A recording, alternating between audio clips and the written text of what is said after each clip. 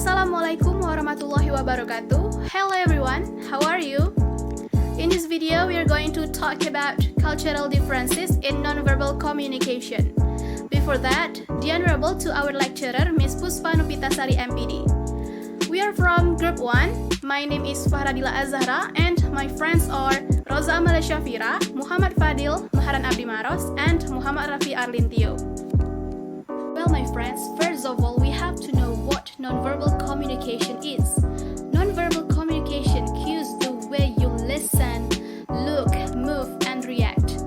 It tells the person you're communicating with whether you care or not, if you're being truthful or not, and how well you're listening to them.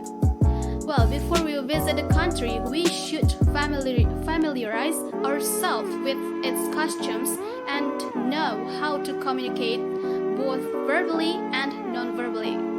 In some countries, non-verbal communication is much more important than verbal communication.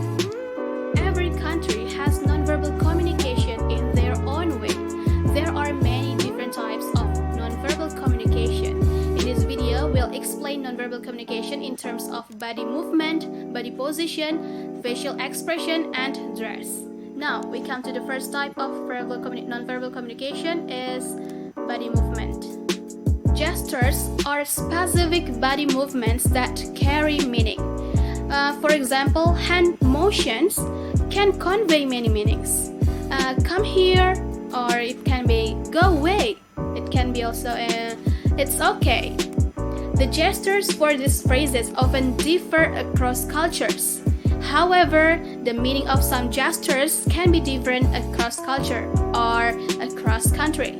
Well, there are several different categories of body movement. This includes handshaking, cheek kissing and hugging, and bowing. Now, these are the examples of handshaking culture in some countries. In USA, England, Germany, and New Zealand, handshaking used when meeting and or parting. When they meet someone or want to say goodbye, they do handshaking. And then in French and the rest of Europe, people shaking hands even if they know each other very well, sometimes even several times a day. Meanwhile, Japanese and Russian considered handshaking is impolite and brings bad luck. Now let's compare to our country, Indonesia. In Indonesia, handshaking is commonly used when greeting and introduce ourselves to someone, or when to say thank you or congrats to someone, businessman dealing something with someone, something like that. But some of us do not do handshaking with the opposite sex. For Muslim, for example, handshaking with the opposite sex is considered inappropriate. Well, that's all from my explanation. The next explanation will be explained by Rafi Arlintio. Assalamualaikum warahmatullahi wabarakatuh. Hi, I'm Muhammad Rafi Arlintio, and I will continue the next explanation. Okay, now we talk about cheek kissing and hugging.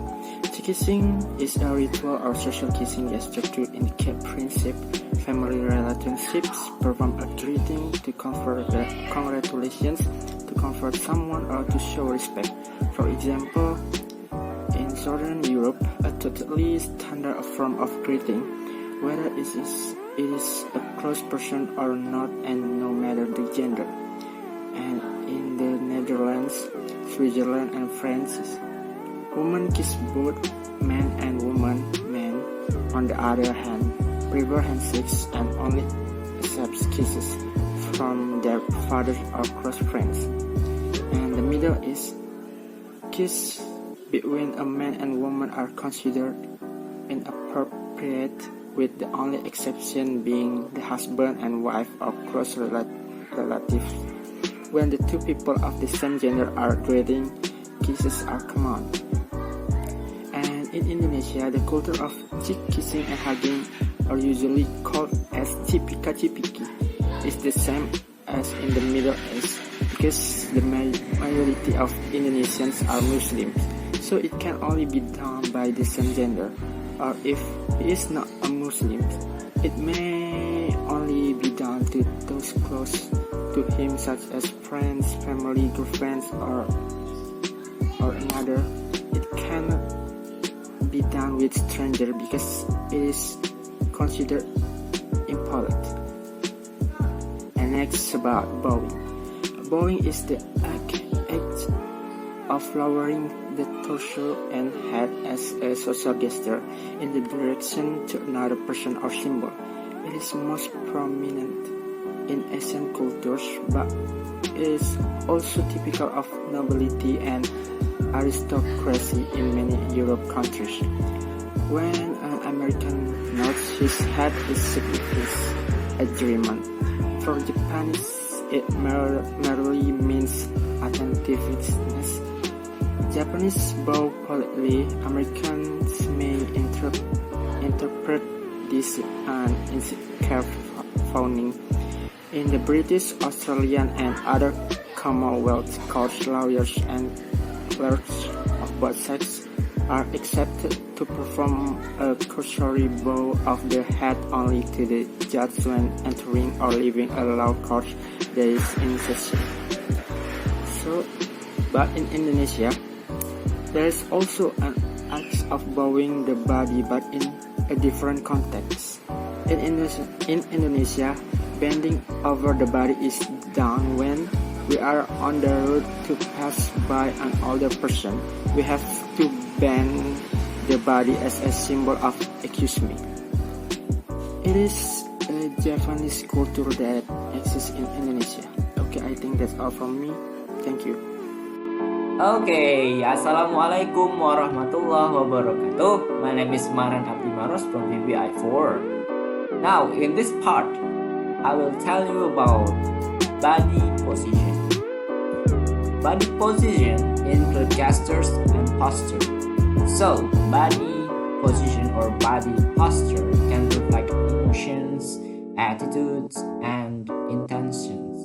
Body position also reflects how a person stands and sits in formal or informal events. So, for example, in Indonesia, our country, sitting together with all the people is prohibited from lifting their legs. So fun. And then sitting cross-legged is seen as disrespectful in Japan, especially in the presence of someone older. And next, showing the soles of your shoes or feet can offend people in parts of the Middle East and India. Thank you very much. Next presenters will be explaining this material. Thank you. Assalamualaikum warahmatullahi wabarakatuh. My name is Roza Amaliyah. I'm from Group 1. I will explain about facial expression.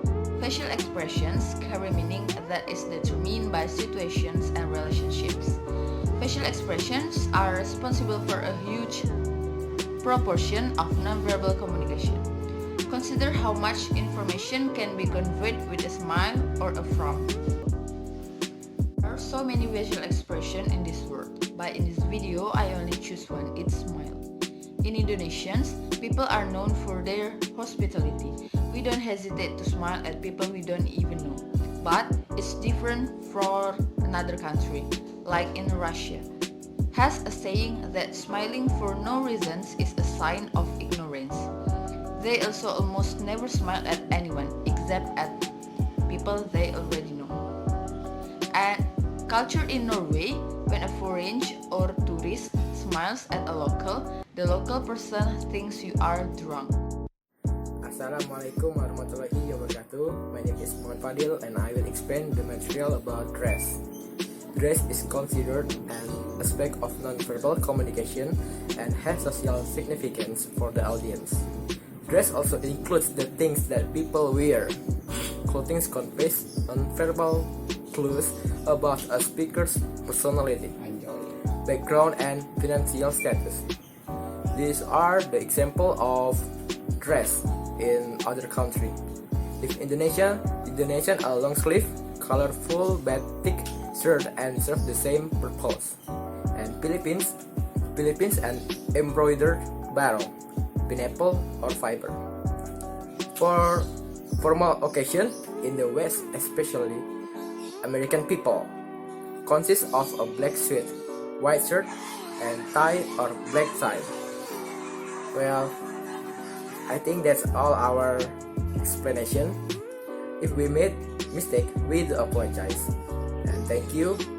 Wassalamualaikum warahmatullahi